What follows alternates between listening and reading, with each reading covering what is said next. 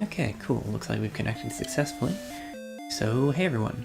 This is Chaotic Teal, and welcome back to Dragon Warrior. Last time, we got in a little bit over our head. And tried to do a couple of things that we're not really strong enough to do yet. But we also got a fair bit stronger. We're level 12 now. We've got, what, broadsword, full plate, and large shield? We're doing pretty well, even if we're not quite strong enough to do some of the next steps plot-wise. So, because of that, let's see, how many keys do we have? 4.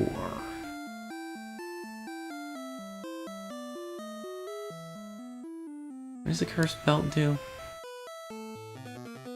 Ah.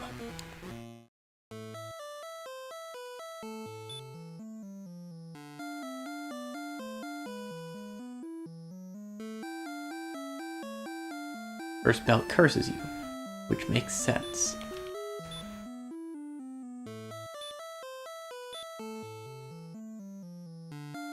I don't know what the curse does.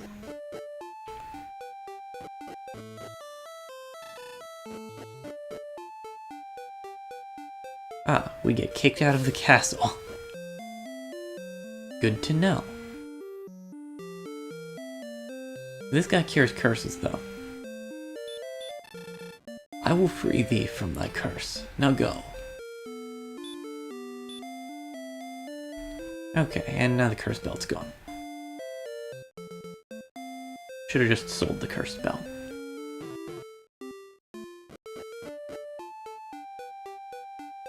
But we should be able to enter the castle again. Yeah. Okay, well, now I know that part at least. So, the question is, where do we go?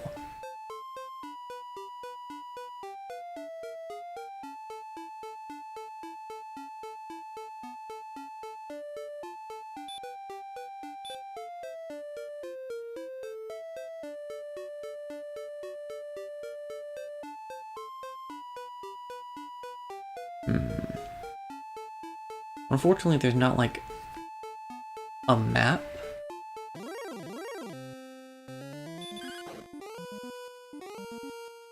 Didn't add that until later iterations.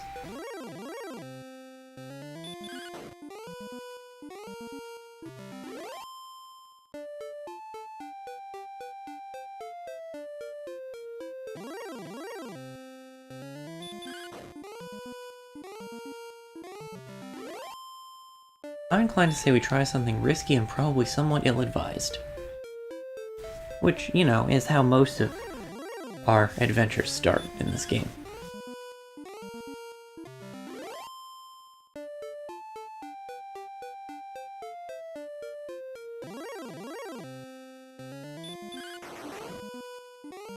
And keep in mind that I'm playing this game mostly off of memory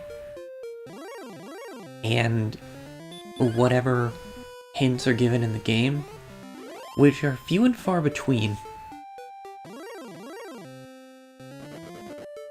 I mean, to be fair, we do have the Stones of Sunlight and the Staff of Rain.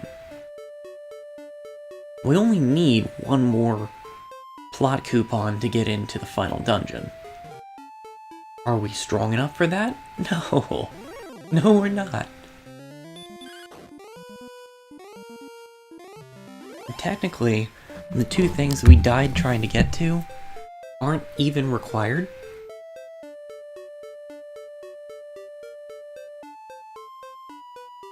Okay, one of them might be. I kind of don't remember. I'd still like to do them before we finish the game. One of them will be helpful, and the other is just nice to do, and I think can be helpful. There's an application for it.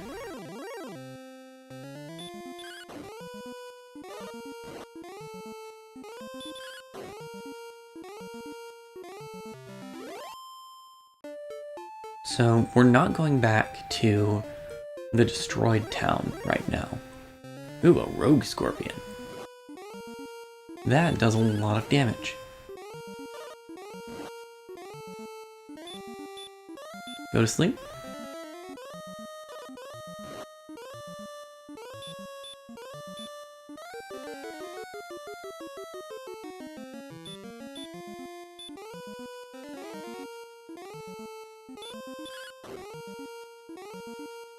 Oh, good. Go to sleep again.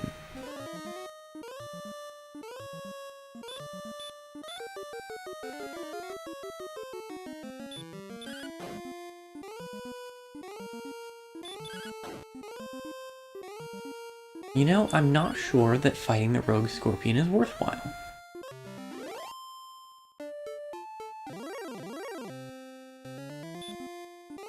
No.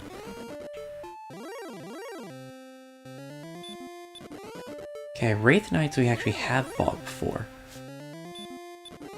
But they hurt a lot.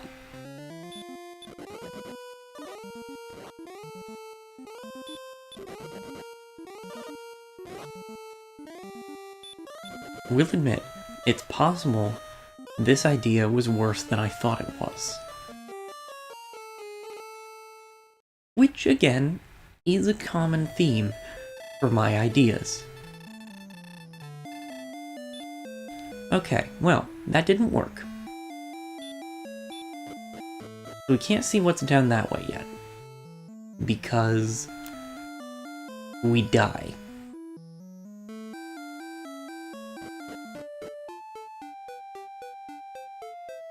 Which means that the 3 avenues of progress that we know of, fighting the dragon, fighting the armor, and getting down further south, all result in death.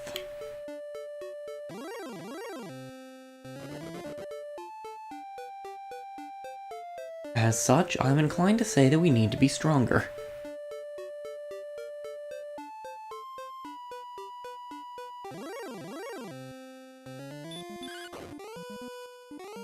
Off the top of my head, I don't believe that there's any stronger equipment we can get right now.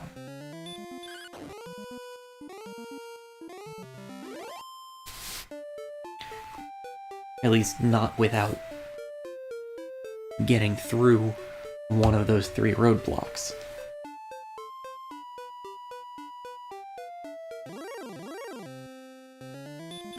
Bonk.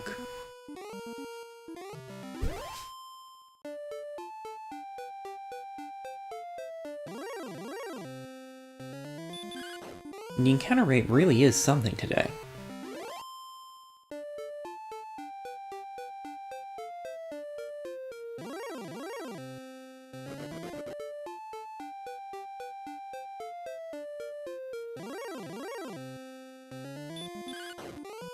So,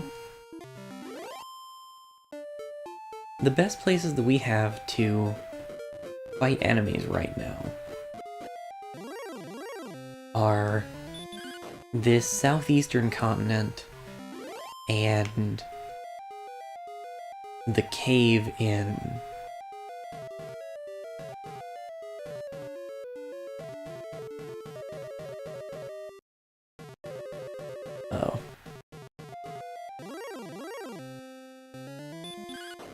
the cave in Garanum.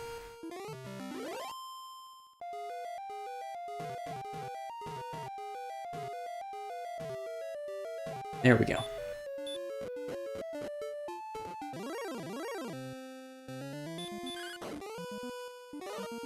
I'm not really scared of any of the enemies on the way to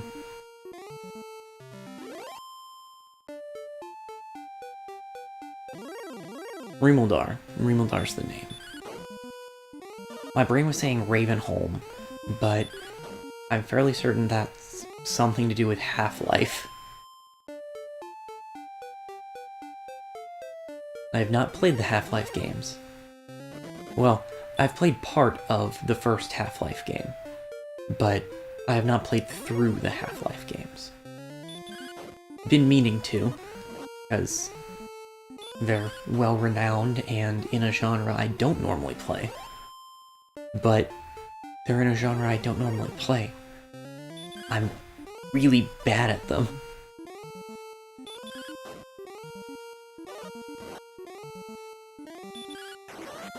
It is possible that I should be slightly more afraid of the enemies between here and Realmdar.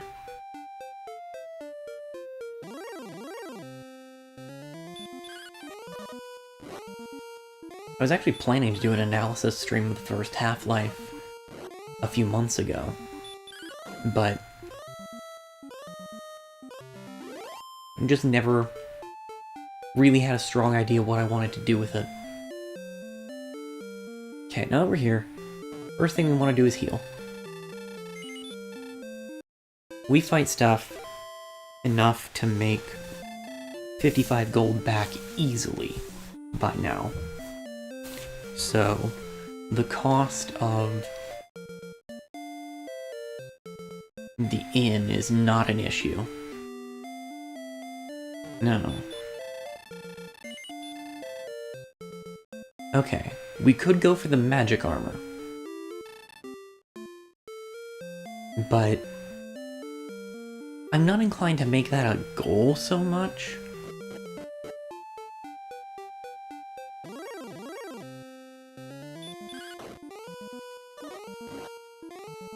I think that falls into the category of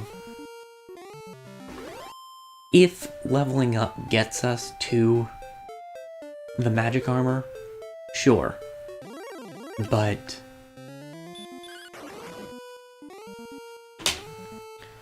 I'm not gonna specifically farm for 7,700 gold.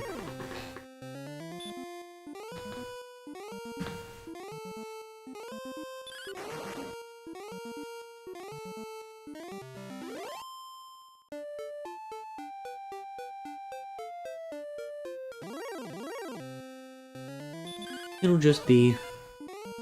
I was productive. It'll just be if we get there.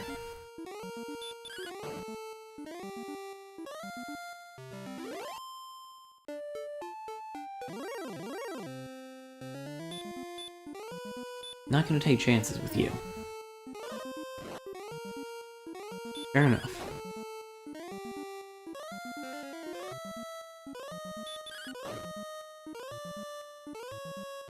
But yeah, I'd much rather use a couple MP to halt a warlock's spellcasting and maybe take 3 or 4 damage than just try to get through it quickly and take 8 to 10.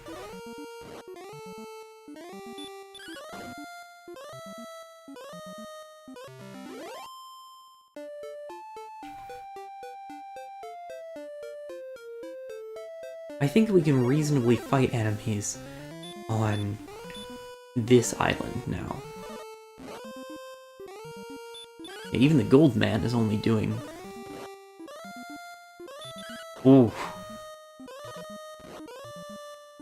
Oh, I've gone mad with power.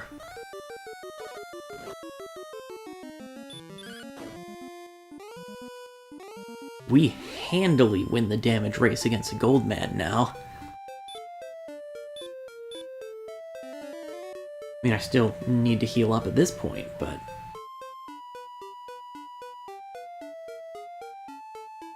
But yeah, this southern island is probably our best bet now.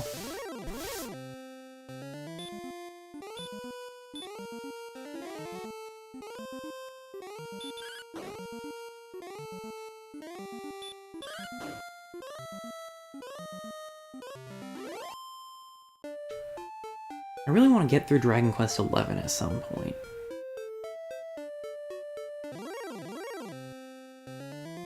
I booted it up to potentially get some footage for the video that's coming out this week. I didn't end up needing it, but But I did boot it up recently. And yeah, I really like Dragon Quest. Dragon Quest XI had the unfortunate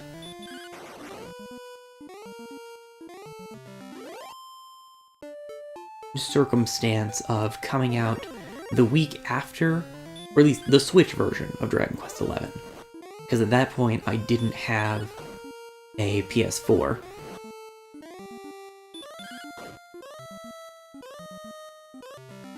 I had the unfortunate circumstance of coming out the week after the Link's Awakening remake, and the month before Pokemon Sword. So, it just didn't have time in my immediate schedule at that point. I mean, it was the first new mainline Dragon Quest game that whoa. Okay. So you're sometimes still scary. Good to know. Anyway, it was the first mainline Dragon Quest game that had come out in English on a system I could play since Dragon Quest IX. I mean, I still picked up the Dragon Quest 7 and 8 remakes, but I picked those up later, and Dragon Quest 7 is really punishing. And I got that shortly before Pokemon Moon came out, so Pokemon tends to win my priorities when a new game releases.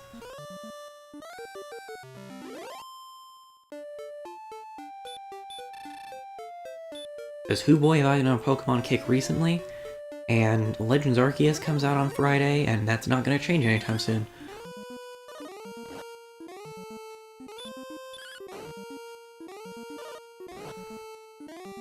Just, wait till you see what I got planned after Spider-Man. But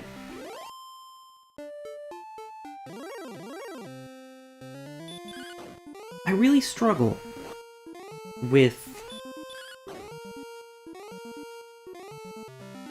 balancing priorities in terms of games.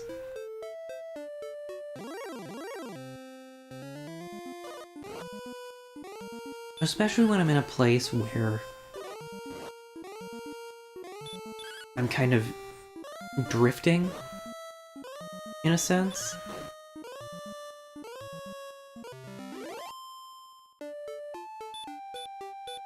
You know, sometimes you just have those cases where you're not really interested in anything.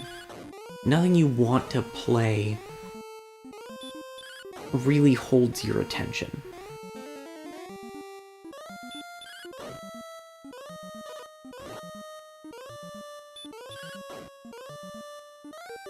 And that makes it really tough to get through stuff. Especially considering that there's always stuff coming out. I don't think there's anything coming out in February that I'm really drawn towards. I don't think.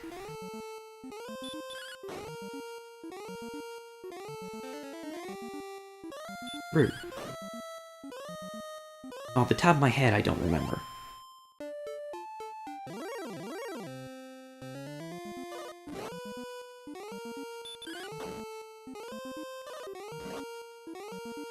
But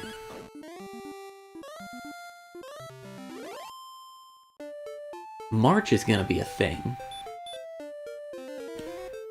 Because March has Project Triangle Strategy. At some point, I really hope that they, actually change one of the working titles for those games. But yeah, Triangle Strategy comes out. Ugh. Kirby Forgotten Land comes out. Good grief. That would run out of opinions. and I should probably start heading back. The re-release of Persona 4 Arena Ultimax comes out. I picked up the original Persona 4 Arena on Xbox last year. It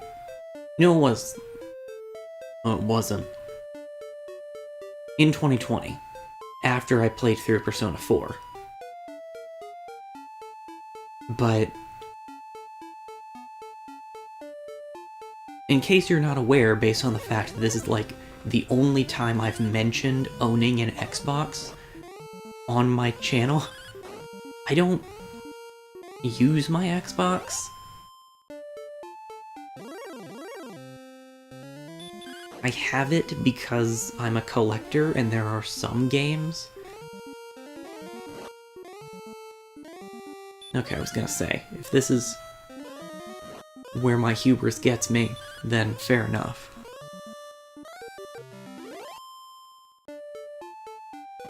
But yeah, I'm a collector, I'm a game designer, so I like having access to a variety of platforms and games, but I don't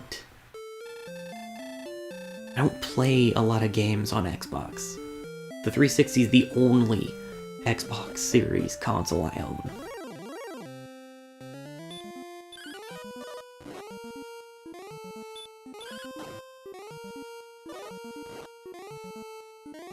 But yeah, it'd be nice to have access to Ultimax on a console that I actually use.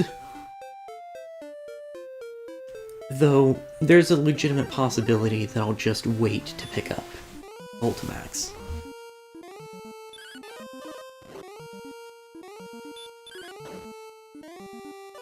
But when new games come out every month, sometimes several, it's really hard to make time for the games that have been on my list for a while but I've never played.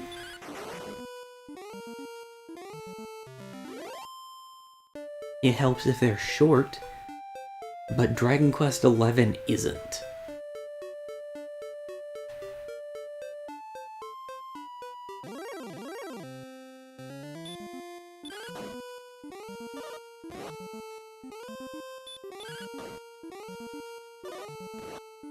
And the fact that I want to do everything in the game to the best of my ability just further complicates that.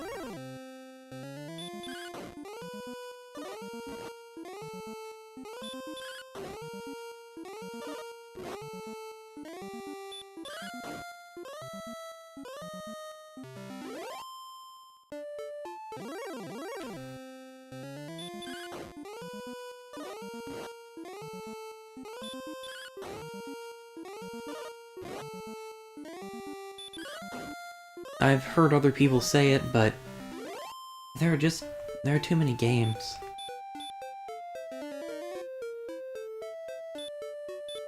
This is why a part of me is so hesitant to get into a new series. Because that's another set of games that gets added to my release radar.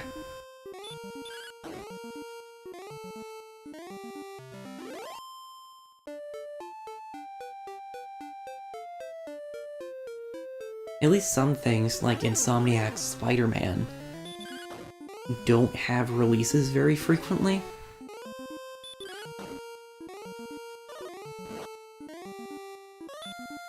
Like, there's Spider-Man, there's Miles Morales, and there's a Spider-Man sequel coming out next year. Shrug.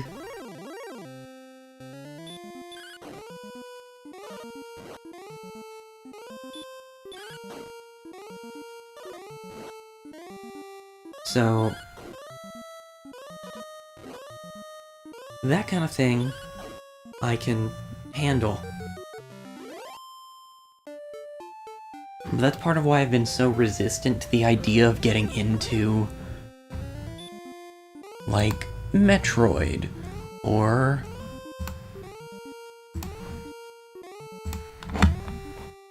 sorry about the clicky noises. I've been getting a lot of spam comments lately, or spam chat messages. Generally, I try to just not acknowledge them verbally at all. Ugh, fine.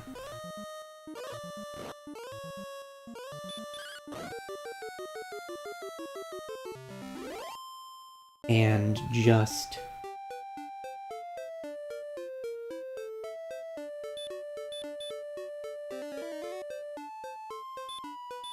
report them, but clicky noise loud.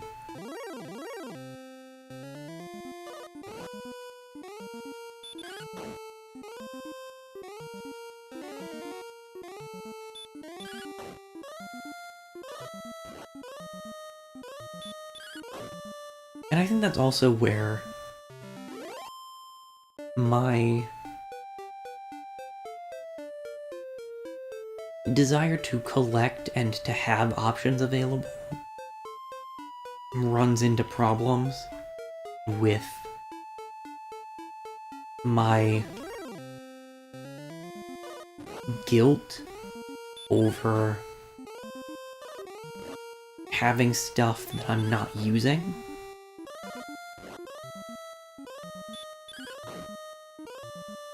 Or just accumulating stuff without that stuff actually having a purpose.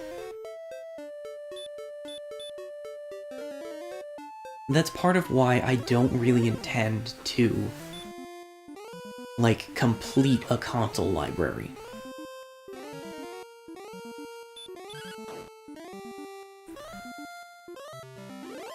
I have a lot of respect for, like, Stephen George, who has a much larger channel than mine, and who has done much larger Extra Life events than mine every year for the past, like, 10. His channel is actually part of what got me started on doing Extra Life events. And, by the way, my first one of the year is next weekend, February 5th.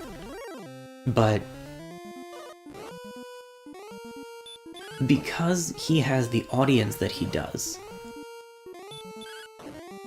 he can do a single console variety stream Extra Life where the donations go to choosing any game from the console's library. And that's a good use of the entire console's library. I should heal. You know, that gives it... that provides some purpose to owning every game that's been released on a console. I don't have that. And I'm probably not going to. I don't do YouTube for an audience. I mean, I'm glad you're here. Don't get me wrong. But I think the fact that I'm sitting here rambling about nothing related to the game that I'm playing while playing a very dated RPG that released on the NES in, like, 1986.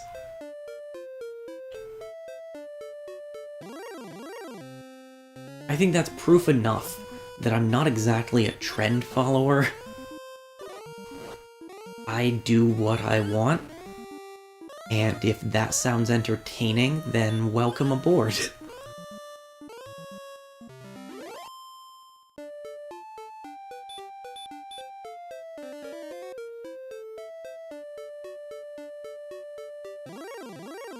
But the point is, I don't like picking up games that I'm not gonna play. I mean, it's a little different digitally. where, say, the 700 games in my Steam library, because I used to subscribe to Humble Monthly, those don't take up physical space. Those don't have any kind of physical footprint.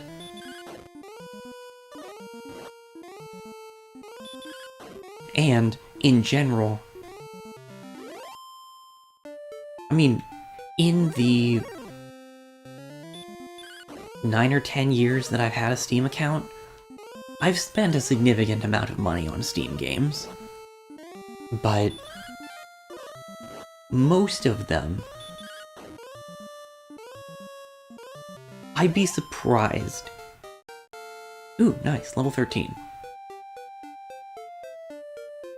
I'd be surprised if the average amount of money that I spent... Ooh, Return is nice. Return is a free Chimera Wing. It automatically teleports us back to the castle, so it's kind of a get-out-of-jail-free card. Anyway, I'd be surprised if, comparing the number of games that I own on Steam and the total amount of money that I've spent on Steam, would get more than a $2 to $5 per game range. And that's acknowledging the fact that I own, like, Shadow of Mordor, and Shadow of War, and some of the other AAA games that have released on Steam. Because I buy stuff in Steam sales. Everyone buys stuff in Steam sales. That's what Steam sales are for. That's why they keep happening, because they work. Again, point being, when it comes to physical stuff, which I do prefer over digital stuff. I mean, Scott Pilgrim is an excellent example of why I prefer to get games physically. And I have a physical copy of Scott Pilgrim on Switch now.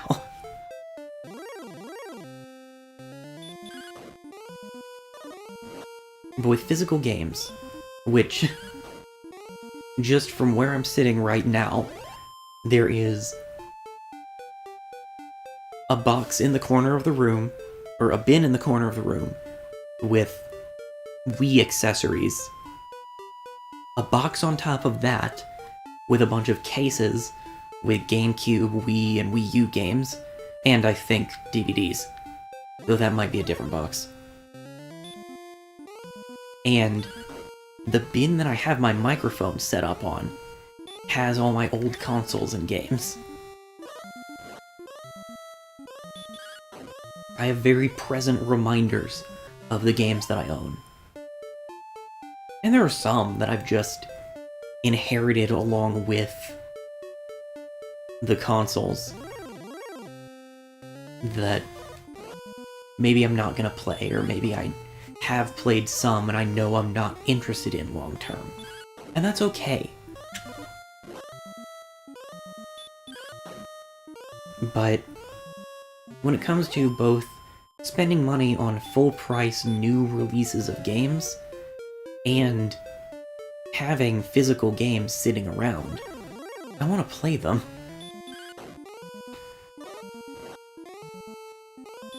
And it's kind of a vicious cycle of more games coming out and progressively having less time.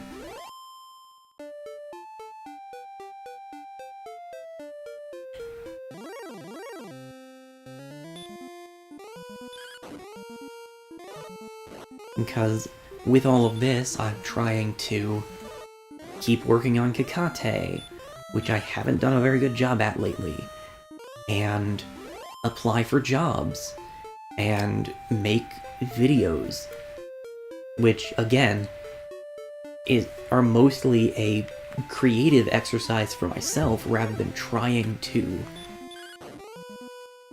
grow an audience of any kind.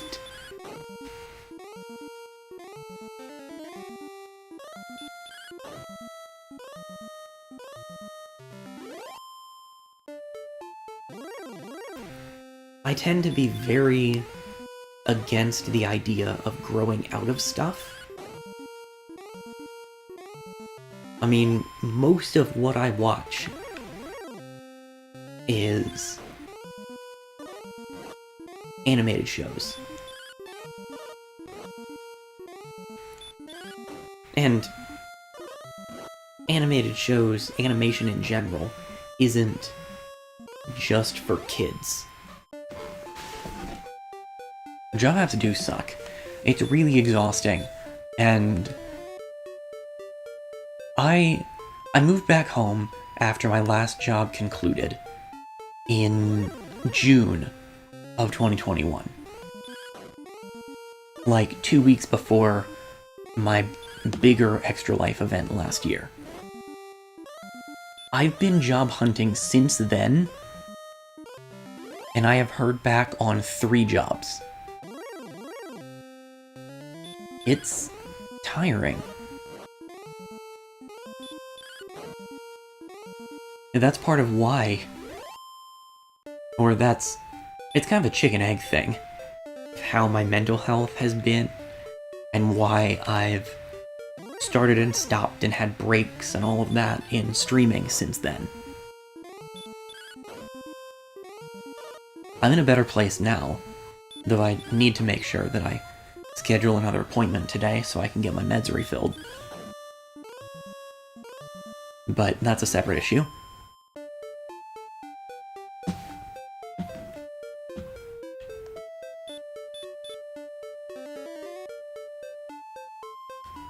And point being, it's a lot to deal with.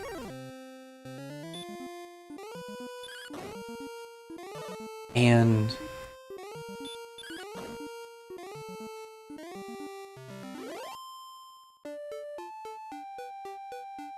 with all of that, with the world still, despite what some people say, being in the midst of a pandemic,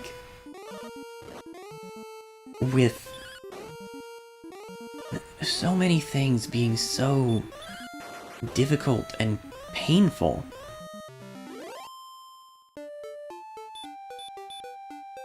why should we be forced to put behind us the things which bring us joy?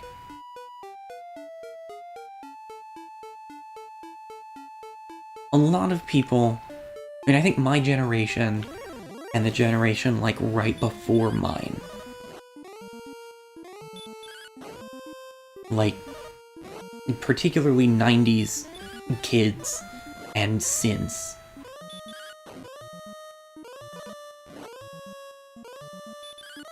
share the perspective that playing video games, watching cartoons, things like that as an adult are perfectly normal.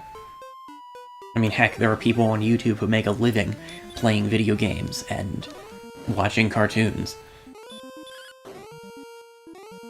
And that's without getting into the movie night meta on Twitch.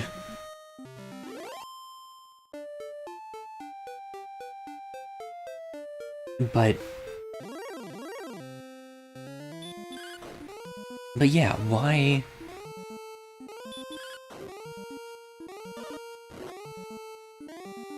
should we go into this nonsensical hellscape of an adult,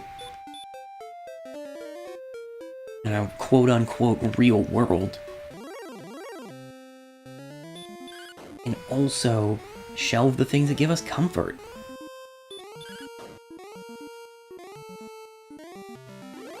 I have less time for it now, but why should I have to stop playing Pokemon just because I'm in my 20s? Why should I have to stop watching cartoons because I'm in my 20s?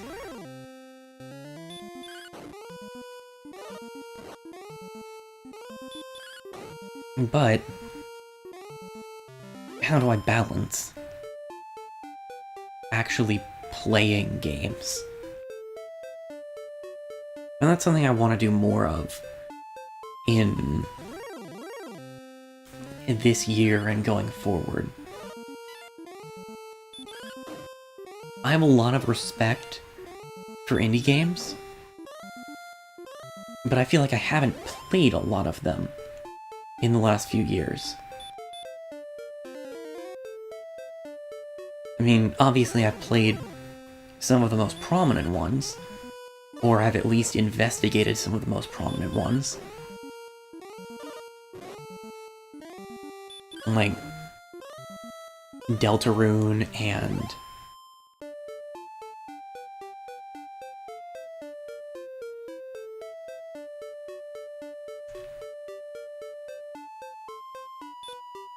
I mean, to a lesser extent, Five Nights at Freddy's, finally.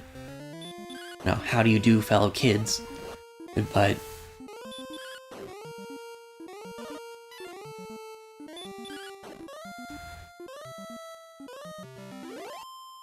you know, I've played some other games like Amori, which is a very, very compelling game, and also a very challenging game that I'd struggle to recommend to anyone who's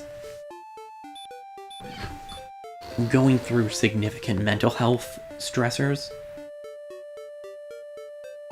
Just because it covers a lot of sensitive content. But it's a really beautiful game, too. But there are so many others, like Chicory, and even going back further, Wander Song. There are others that aren't coming to mind right away. You know, there's a lot of indie games that I just haven't played. Amori.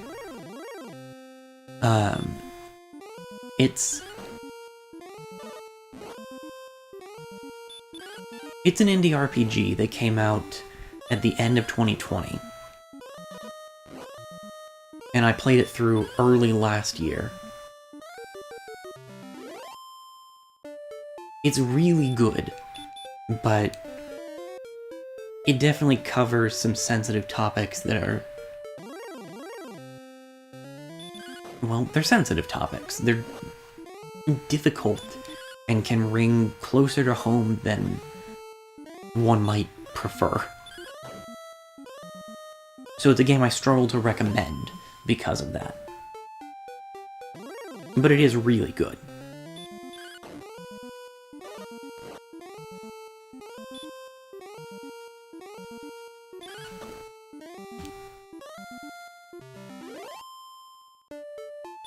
Yeah, and that's completely fair.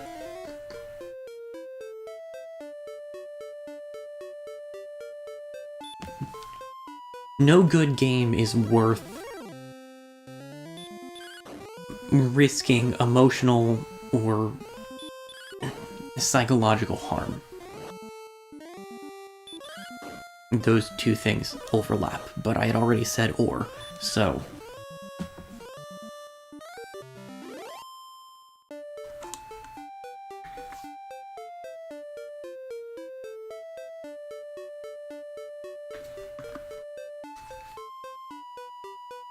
But yeah, I haven't played a lot of indie games in the last few years.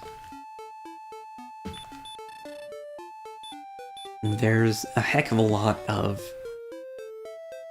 AAA games that I haven't gotten to.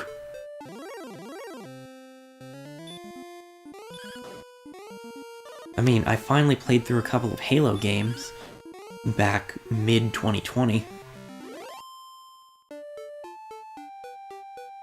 I finally own Skyrim. I'm actually gonna get some footage of that later today for a video I'm working on, but heck if I know when I'm gonna have time to actually play Skyrim.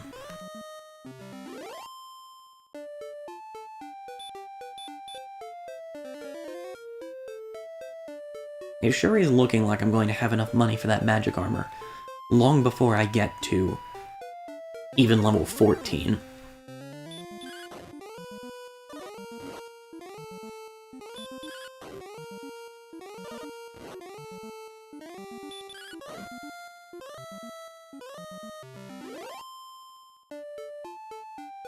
And yeah, on top of all of that, there's replaying games.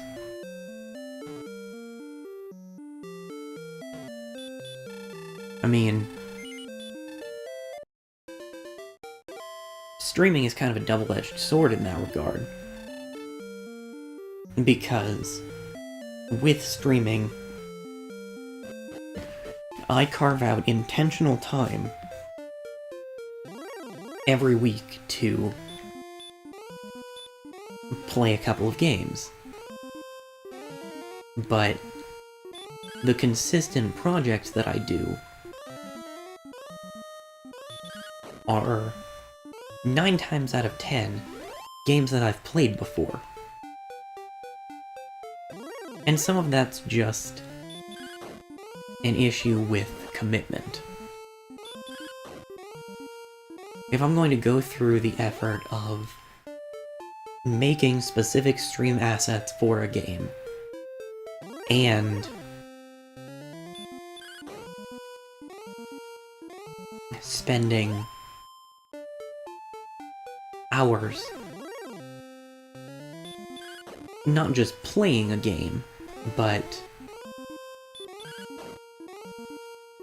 playing a game publicly, broadcasting that game to the internet as a whole.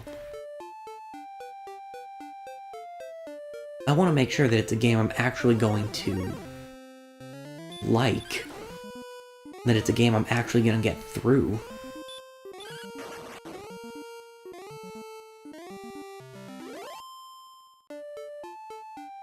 I mean, of the 3 stream projects that I have started and cancelled partway through, 2 of them were games that I didn't play beforehand.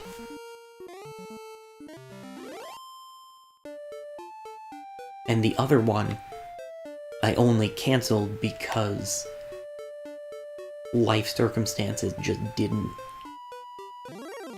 accommodate continuing that project.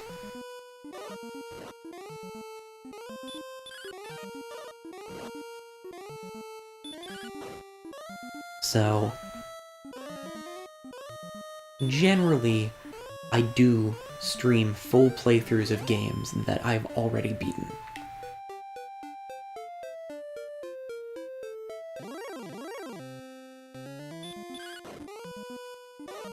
That's part of why I'd like to get back to doing variety streams again.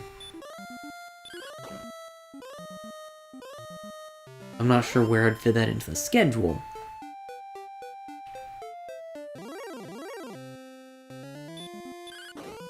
Especially because recently, when I've tried to do variety streams, I've frequently ended up just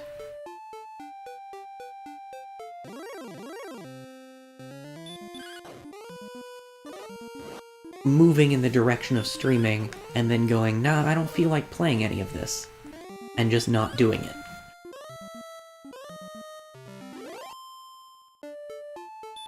I still have an indie intermission category in my Steam library.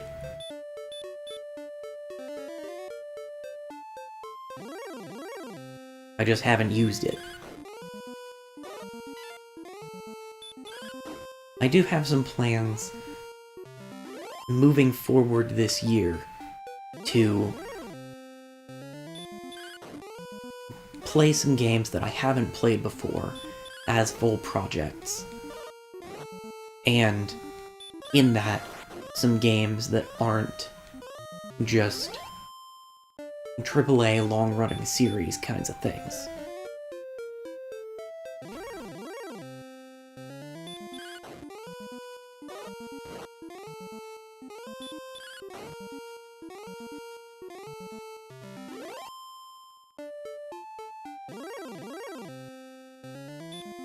But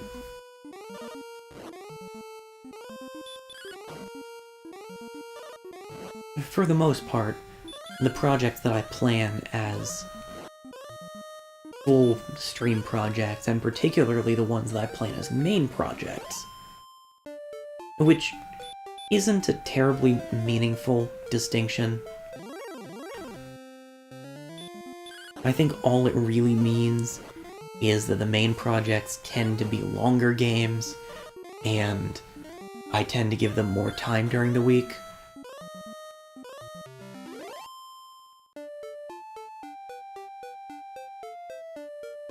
I mean, in this case, the main project is Spider-Man, and that's the one that I've actually been talking about the game while playing it, which is a wild concept, I know.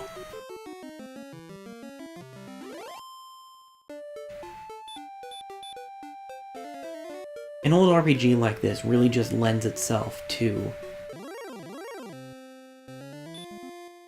level grind in the background while rambling about other stuff. I'm very limited in what I can say about drop-kicking Wyvern number 30.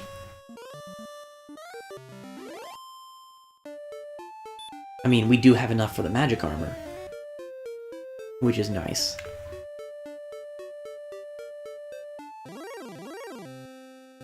I'm fairly certain the magic armor is the second best armor in the game.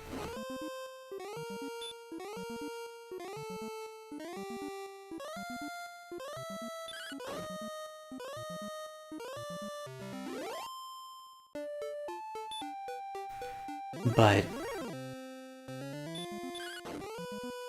you know, I'm just level grinding. That's part of the game experience here. So I think you'll forgive me for talking about other stuff.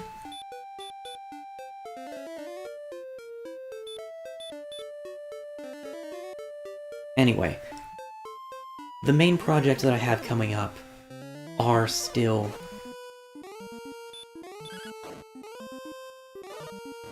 large franchise McWell-known game.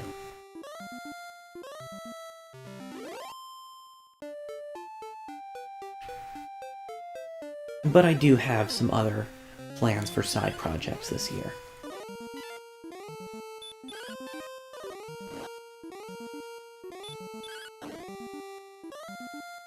It's just tough to figure out what games I want to play on the side. And partly, I've been bouncing around a lot since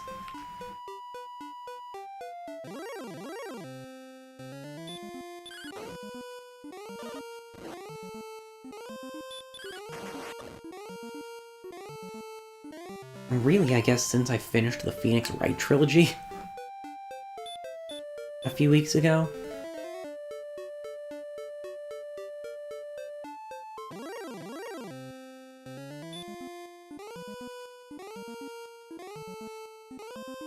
Because since I currently lack income,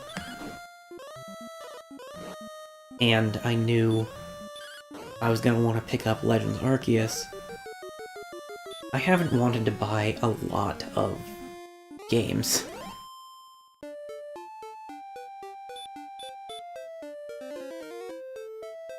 Hopefully, that income issue is going to be at least mitigated soon, since I have finally heard back on a couple of jobs. Though, not long-term, I can finally move out of my mother's house kinds of jobs yet.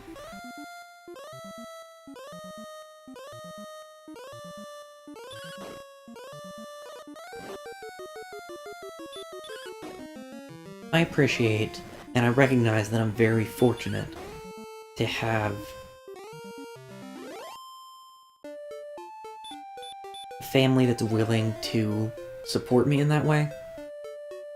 The fact that I have a place to stay and have had a place to stay since I graduated. I mean, I was in Chicago for about a year, but I've also spent about a year total, closer to a year and a half, I think, living here. It hasn't been my preference, but I'm very fortunate to have that option.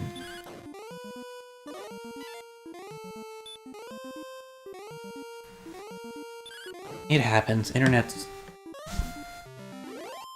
a thing. But yeah, I'm fortunate that I can live here without any issues. But it's not where I want to be, and it's not an ideal environment for me. Since I don't drive, I really can't go much of anywhere on my own.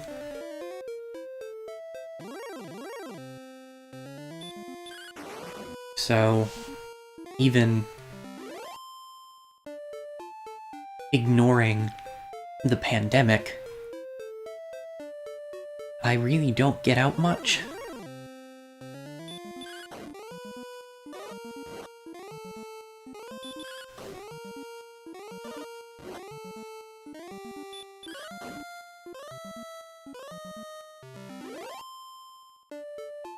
So that's been challenging.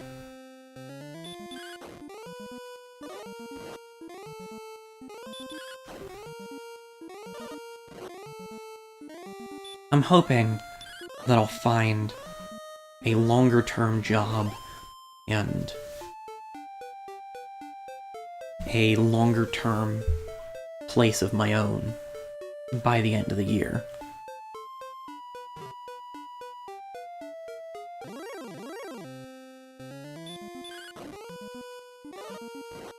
And obviously I'll post updates as they're relevant here, or I'll talk about them here, and that'll probably mean some changes to my active schedules in the instance that that actually starts moving forward.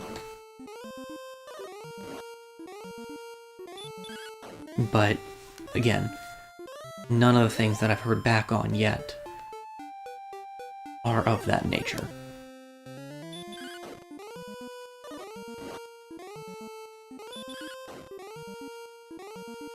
Here I am for now.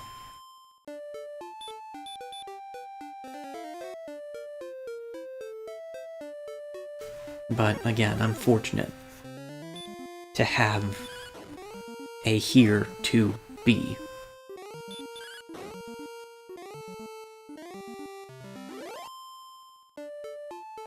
We have over 10,000 gold now.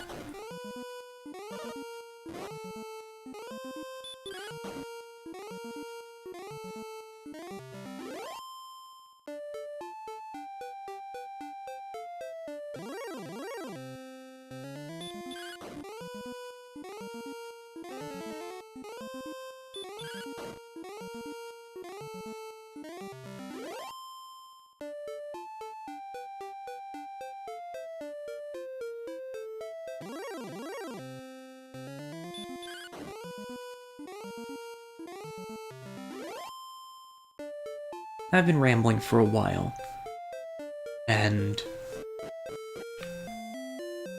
not about anything remotely relevant to the game.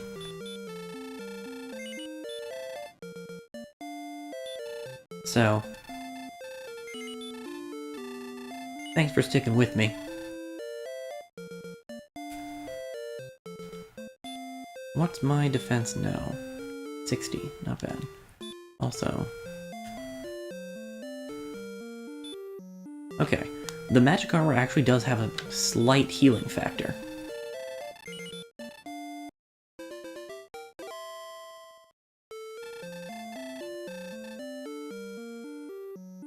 So that's good to know. I'm gonna cast Return. Costs 8. Also good to know. I mean, granted... Well, actually, I couldn't have used Return before resting.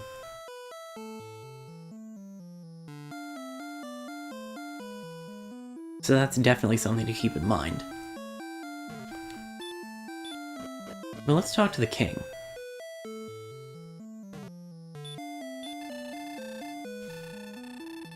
We need 722 experience to level up. Yeah, we'll go ahead and save. But we are going to keep going.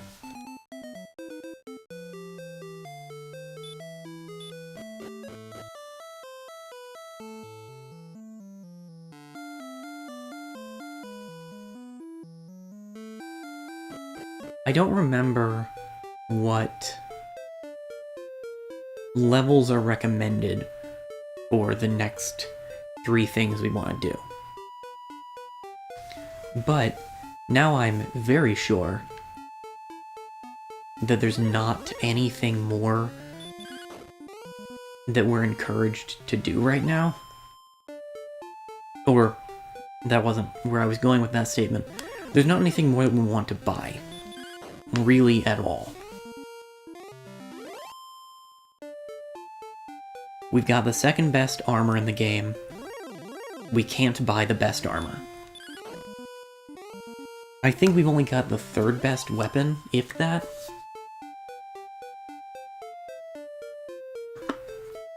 But we have yet to make it to anywhere that sells a better weapon. And I don't know that said better weapon is actually worth saving up for and purchasing, as opposed to just getting the best one.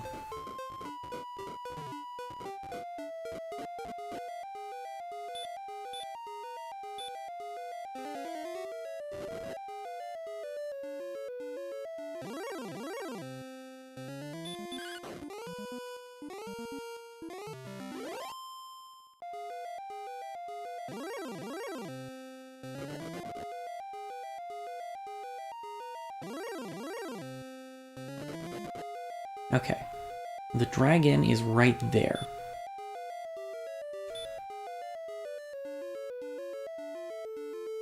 We're down 12 health, 3 MP.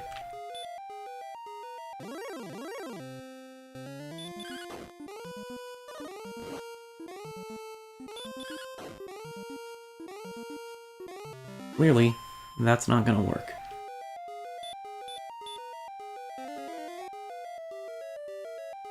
Okay.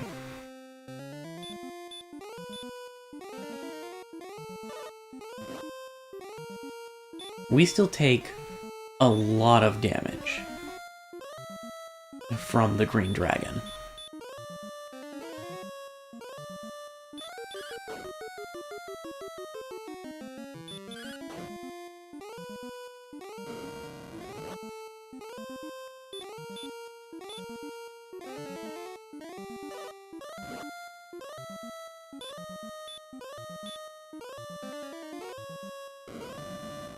A lot of damage.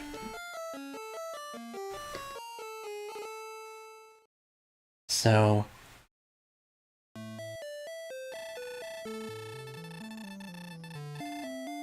again, I don't care about the loss of gold. It doesn't matter. But we'd have to get extremely lucky to beat the green dragon right now. So let's investigate the other options.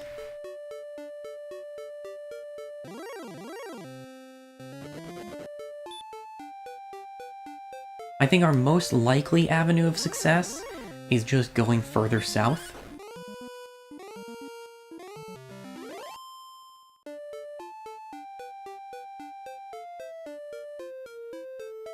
But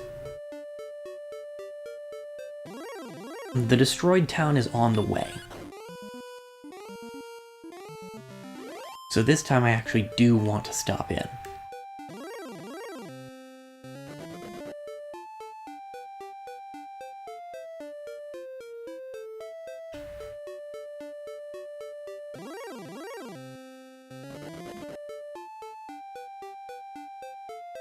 Most enemies aren't going to give us much trouble until we get a little closer.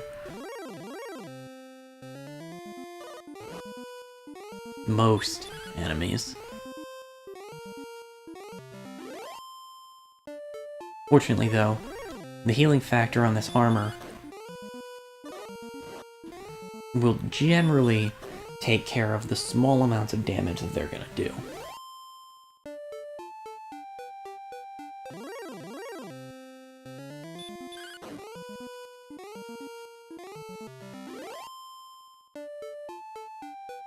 It's not really worthwhile to fight a lot of them at this point, but if we can take them out in one hit anyway, there's no reason not to. Okay.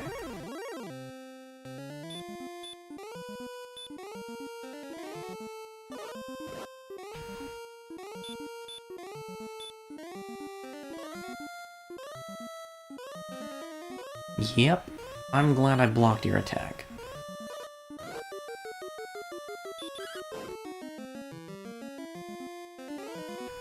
Not that your physical attacks are much better, but at least you're wasting a lot of your turns now.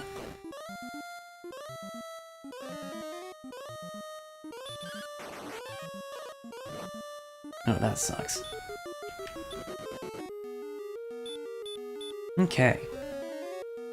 Not a great start.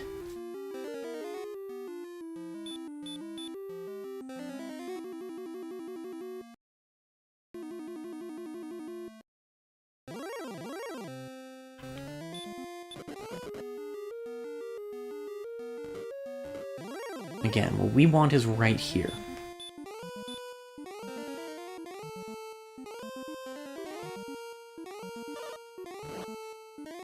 Interesting. I wasn't aware that you knew sleep. I take umbrage to that.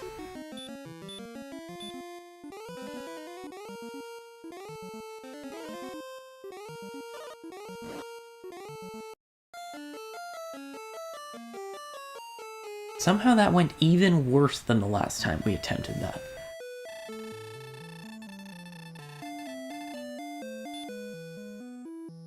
Okay, so now we know that despite acquiring better armor, which is, as far as I'm aware, the second best in the game, and getting one more level,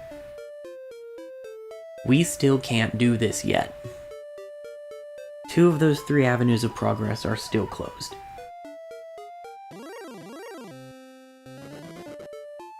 However, given that those 2 of 3 avenues are defined by singular, very powerful enemies, and our 3rd avenue is instead defined by multiple, less powerful enemies, hopefully we can take on that route.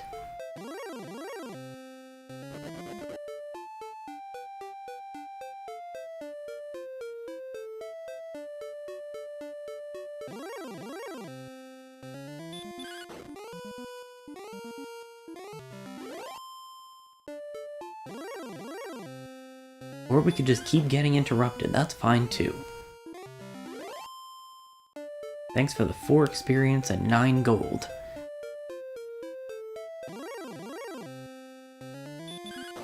If I punt several hundred of you, I might get to level 14.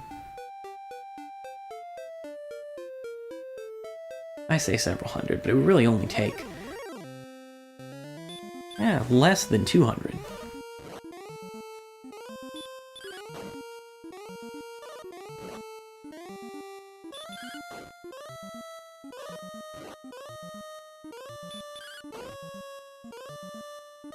Particularly angry Goldman.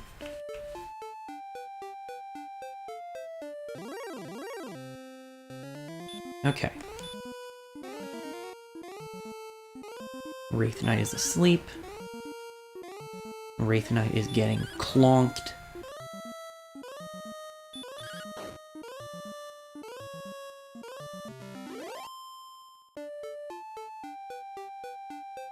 I'm fairly certain that we could find metal slimes in this area.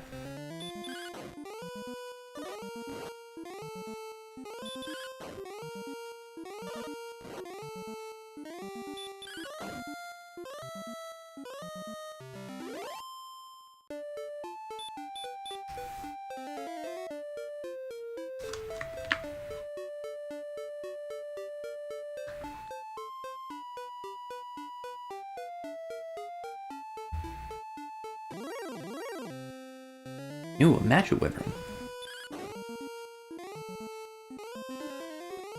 Yep, we need to stop spell you. Oh. Oh. Don't like that.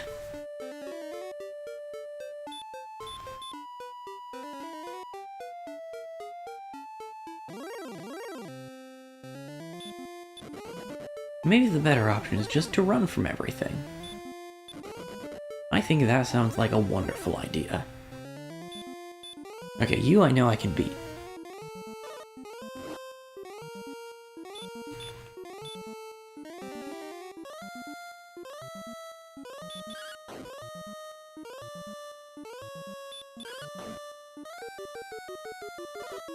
Now, of course you woke up.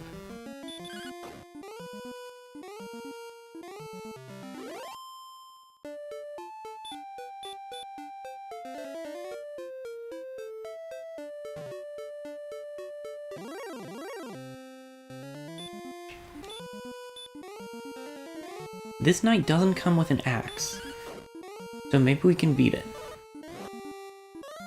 Never mind.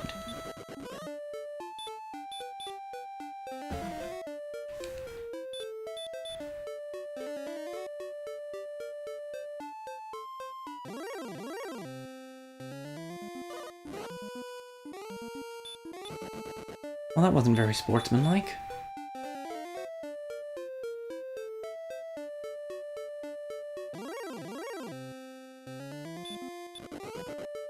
Okay, so what we've learned is that everything is terrible.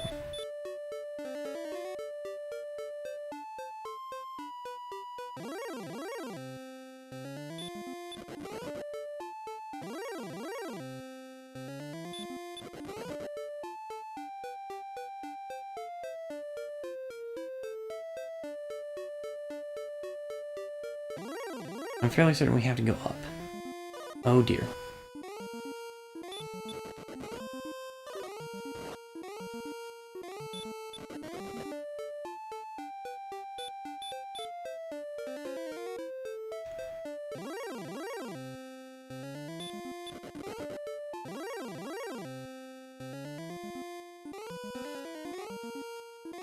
Nope, get me out of here.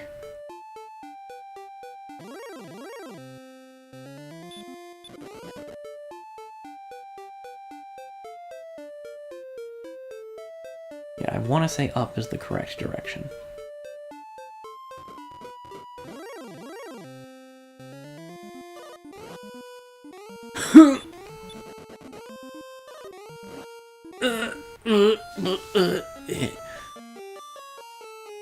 Okay.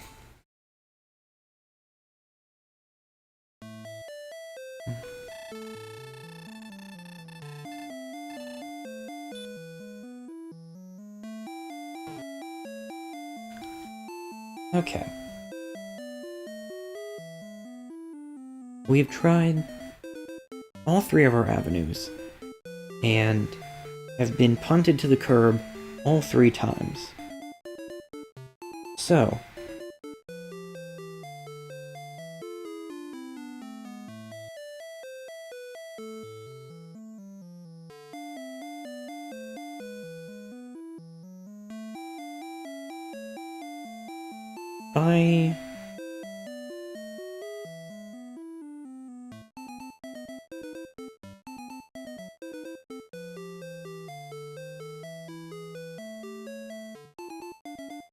I'm gonna do a little bit of research real quick.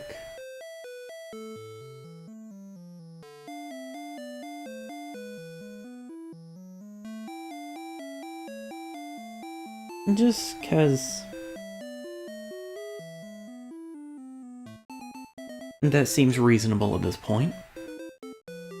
I mean, let me know if you disagree, but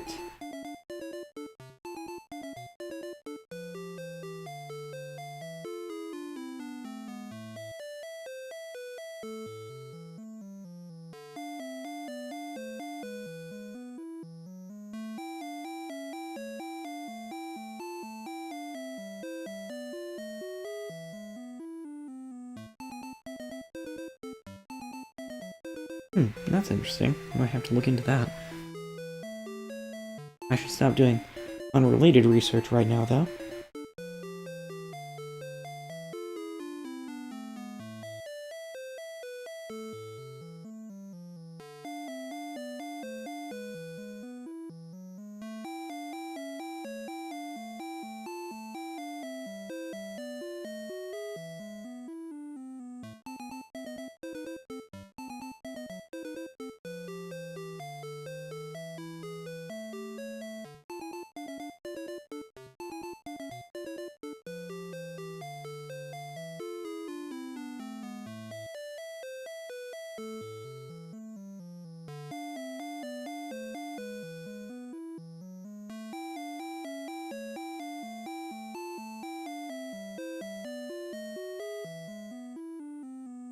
Okay.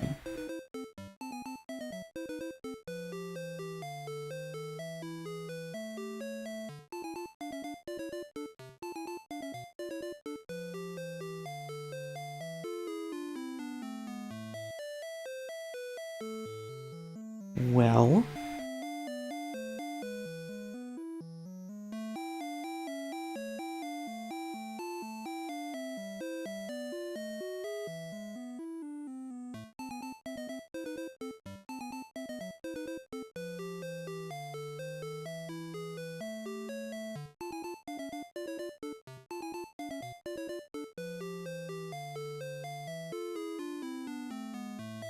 everywhere I'm looking is saying get to level 17.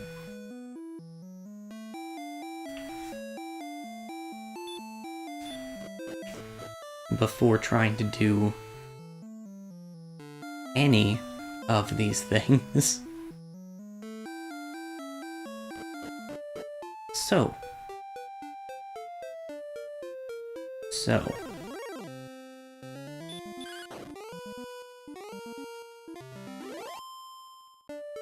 Back we go.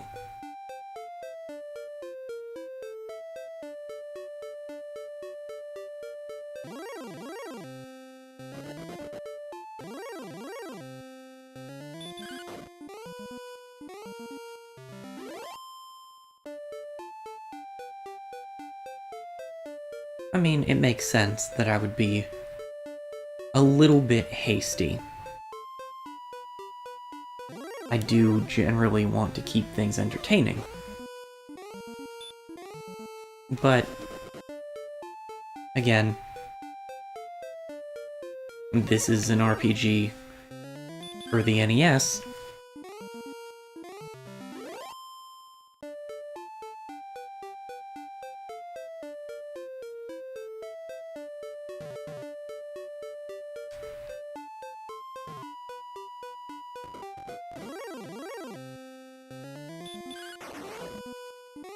So, level grinding.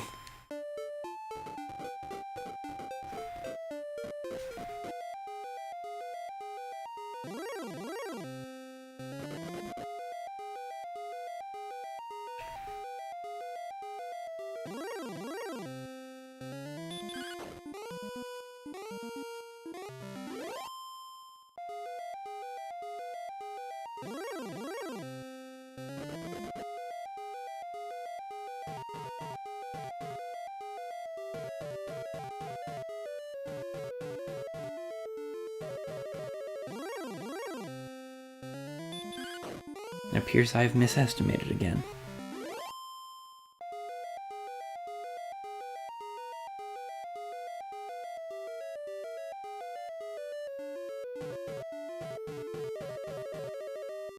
There we go.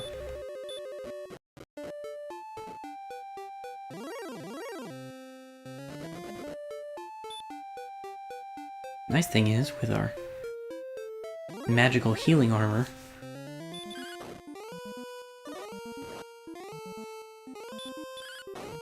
we've still got close to full health. So I'm not too concerned about immediately going to the town and healing.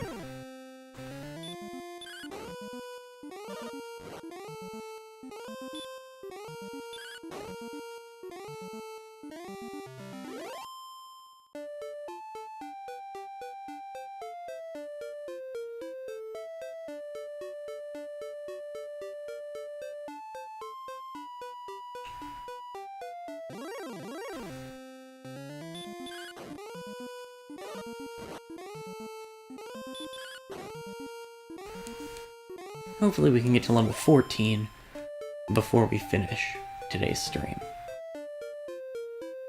In fact, I'll probably finish the stream when I hit level 14, or when I finish that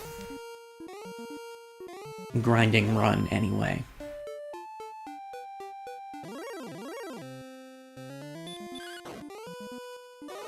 If I don't hit 1 o'clock by then.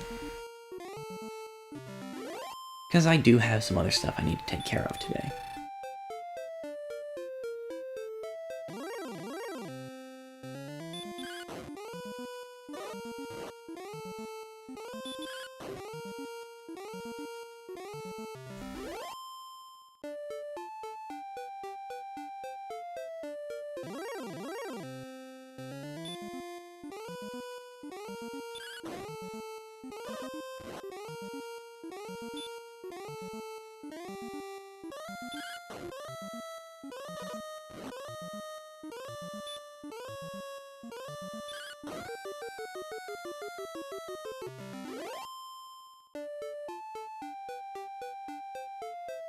So, here we are, back again.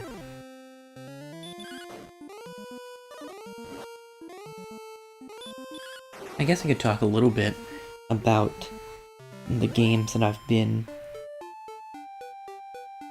bouncing back and forth between since finishing the Ace Attorney trilogy.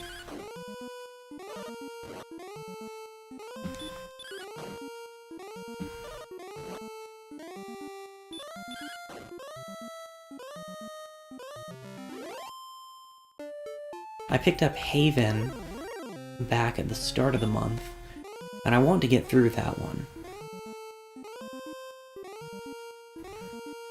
It's an interesting kind of action RPG with two playable characters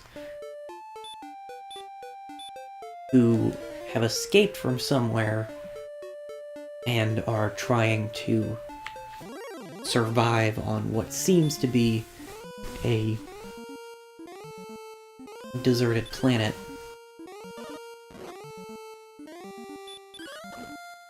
But I actually heard about it because of the relationship between the two characters. That I've seen a couple of articles praise.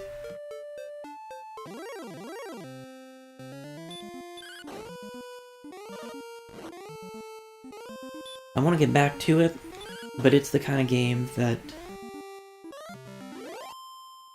I really have to give my full attention. A lot of the time I will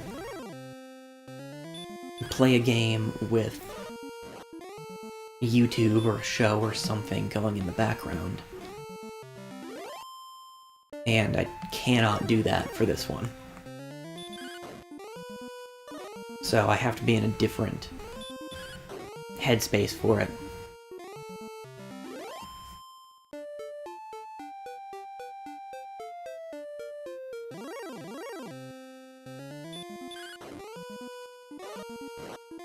Fantasy Life is on completely the other side of the spectrum there.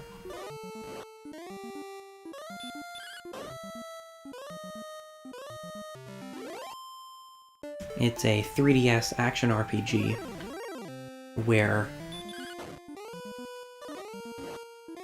you have 12 life options available to you that are essentially classes, but in addition to the more traditional classes of, mercenary, paladin, hunter, and wizard, they've got more job-like classes.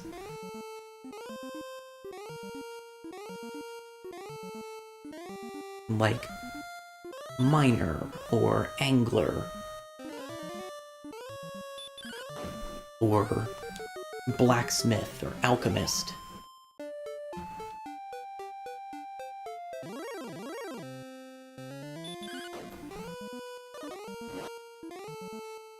So...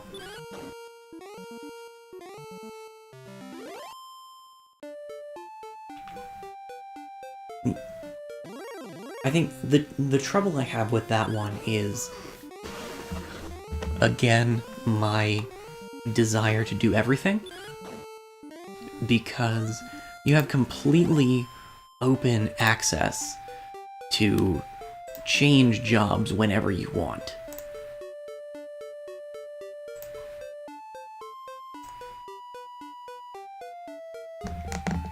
And each one of them, you have experience levels in... Like, you have skill levels for each activity. Like, blacksmithing, cooking, mining, fishing.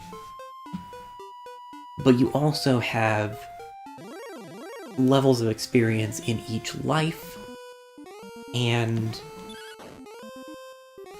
an overall character level like a more traditional RPG.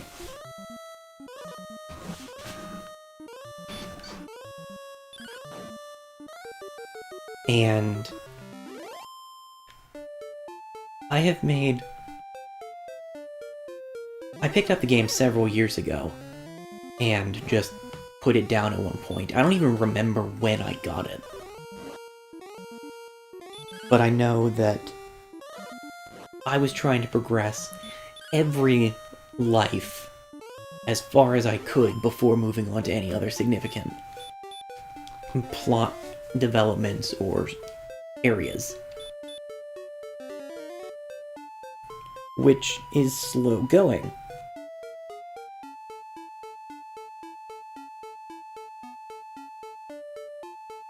As you can imagine, that involves making progress in different directions with 12 different jobs, even if they do fall into 3 broad categories.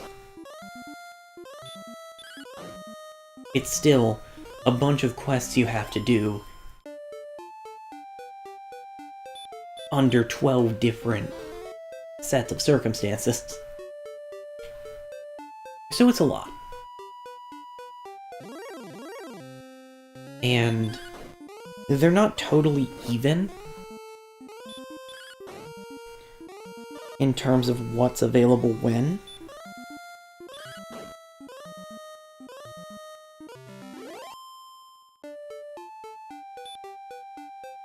Just for an example, the combat jobs,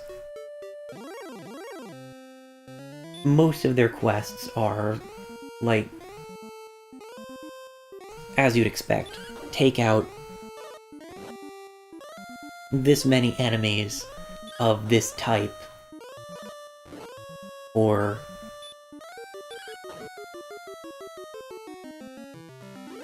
larger enemies will drop a bounty that sort of acts as a small-scale escort mission. You can carry around 3 bounties at a time. They'll follow you as though they were party members. But you drop them when you initiate combat or you go to collect material. And enemies can attack them, or you can hit them with your own attacks and destroy them, meaning you don't get the rewards for the bounty. But if you cash them in, you get a significant amount of money, and usually some kind of material to go with them. So some of the combat quests have you defeat something and then cash in the bounty for it. But it's still generally fight specific enemies in each of the areas you go to. And even if they have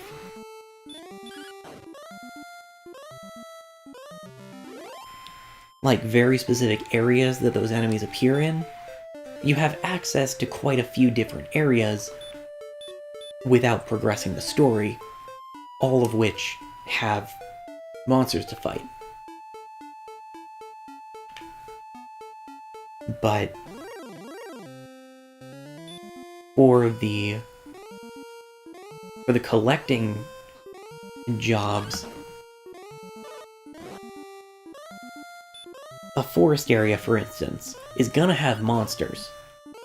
So all 4 combat jobs tend to be fine. But there's trees in the forest. Oh, nice. Level 14 now.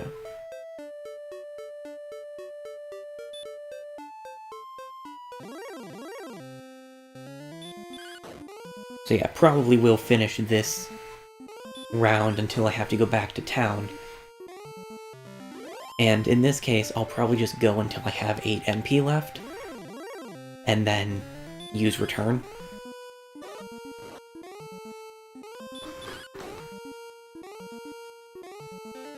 Anyway, a forest area has trees that are good for the woodcutting job, but it doesn't have ore for miners.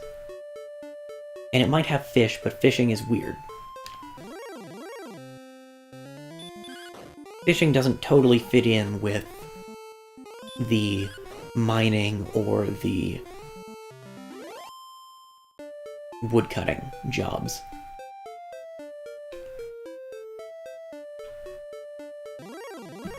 So, pretty much every area you can get to has some advancement for each of the combat classes. But it may or may not. It'll usually only have advancement for 1 or 2 of the collection classes. And the crafting classes are much more closely tied to major new areas.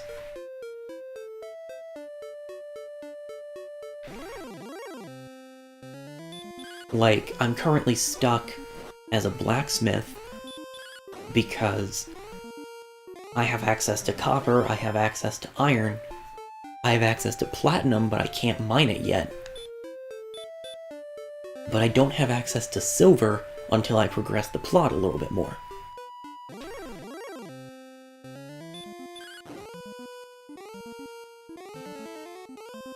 So I'm stuck at, I think, an adept level blacksmith, but I can get to expert level in the combat classes. Point is, progression's not totally even, and it has a similar low energy RPG chicken soup kind of feel.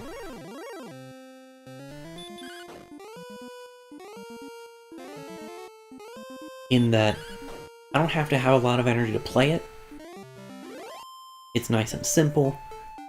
Because I've been trying to advance every class as far as possible before moving on, I'm ridiculously over-leveled.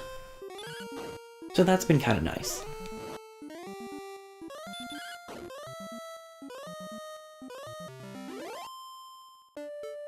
I started playing Banjo-Kazooie last week when it launched on Switch Online, but I got to Clanker's Cavern and died and lost all my notes multiple times.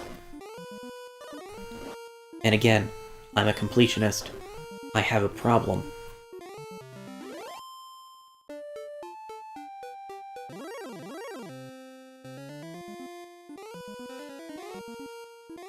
So, I got annoyed, and I put it down.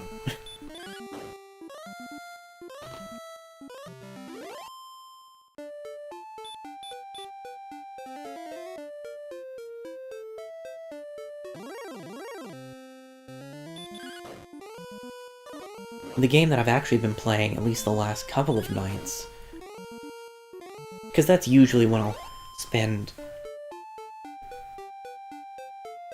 On my ideal schedule, I will work on stuff in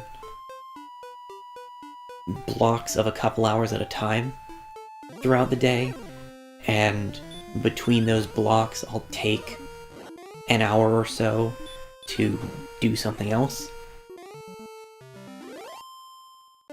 I've been so tired lately that I haven't really been keeping my schedule well.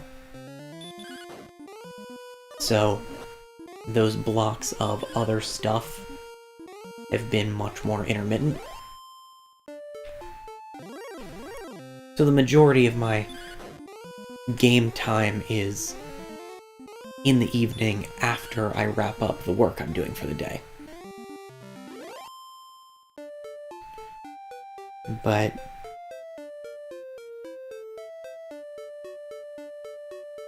I was having a really bad day on Sunday and ended up kind of craving a particular kind of tabletop game that I didn't really have an answer for.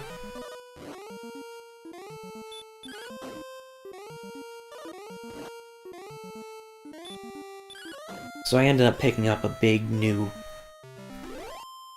single or multiplayer tabletop game that I've been playing some on my own in the evenings, which has been good.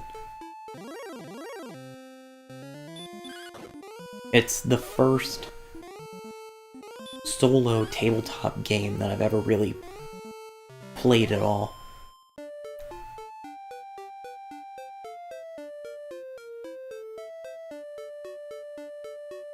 The novelty of that has been a good thing. That's the other issue that I tend to have. I do best when I have a routine, but I also intensely crave novelty.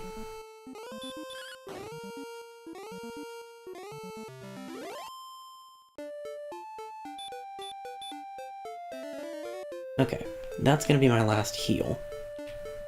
So next time I get into the red. The game that I picked up is Gloomhaven, specifically the Jaws of the Lion set, which, from what I've read, can be a standalone thing or an expansion to the base Gloomhaven set.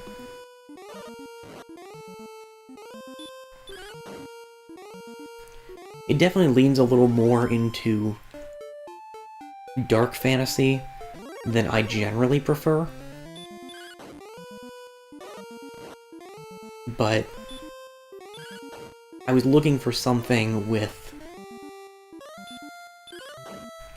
single-player options and some level of deck construction.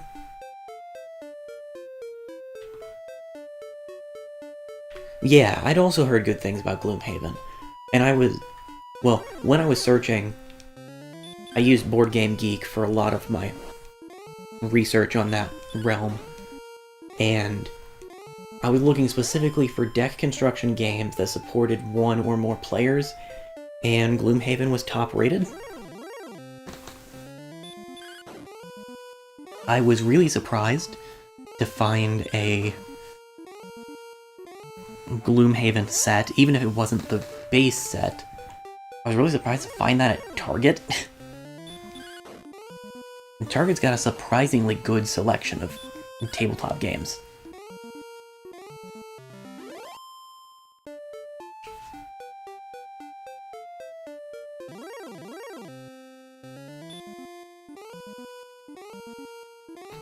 I will do that.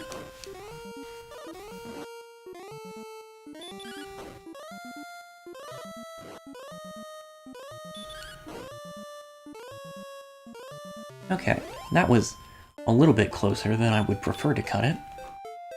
But I have enough MP to cast Return, so we're good. And it's pretty close to 1 at this point.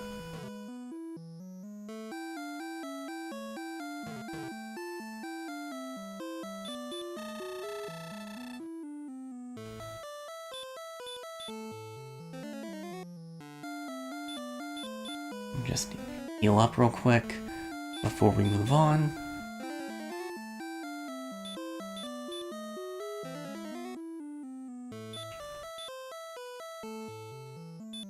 $70 is our max in both now. I guess I didn't need to use that last heal. I could have just walked or recovered MP and then walked away, and I would have healed up from the magic armor, but whatever. How far are we from our next level? 1876. So it is not getting any easier.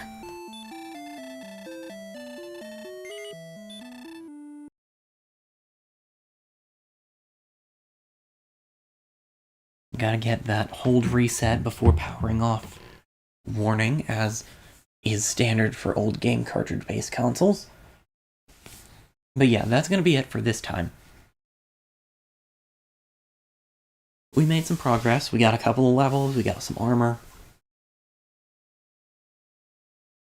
Hopefully we'll be able to make some plot progress next time, but it might be another stream or two first, just because level grinding.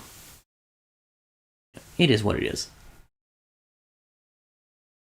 Anyway, as for the next couple of weeks, there's a video going up on Friday that I'm pretty proud of, so be sure to keep an eye out for that. I'll be streaming Spider-Man on Saturday, planning for that to be kind of a long stream. And then more Dragon Quest next Tuesday. Another video next Friday. And then the first Extra Life event of the year on that Saturday, February 5th. So, naturally, no Spider-Man that week. But that about sums things up for my next couple of weeks. I hope that you'll tune in to what I've got coming up, and thank you for watching. Hope you have a great rest of your day, and I'll see you next time.